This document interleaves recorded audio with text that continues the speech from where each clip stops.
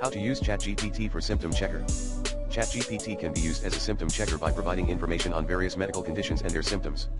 However, it is important to note that ChatGPT is not a substitute for professional medical advice, diagnosis, or treatment.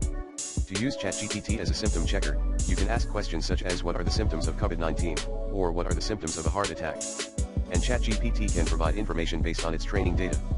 It is important to keep in mind that self-diagnosis can be inaccurate, and it is always best to consult with a qualified medical professional for an accurate diagnosis and treatment plan.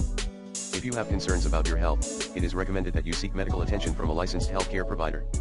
Here are some reliable resources for using symptom checkers and getting accurate medical information. Mayo Clinic Symptom Checker. The Mayo Clinic Symptom Checker can help you identify possible causes of your symptoms and direct you to the appropriate medical care. It is a reliable resource for checking symptoms. WebMD Symptom Checker. WebMD Symptom Checker can help you identify possible causes of your symptoms and direct you to the appropriate medical care. It is another reliable resource for checking symptoms. Medline Plus. Medline Plus is a service of the National Library of Medicine that provides reliable health information for patients and their families. It is a great resource for information on medical conditions, symptoms, and treatments.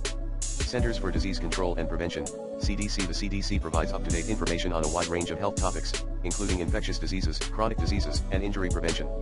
It is a reliable resource for information on symptoms and prevention of illnesses. American Academy of Family Physicians, AAFP. The AAFP provides patient education materials on a wide range of health topics, including symptoms and conditions. It is a reliable resource for getting accurate medical information. It is important to always consult with a qualified medical professional for an accurate diagnosis and treatment plan if you have concerns about your health.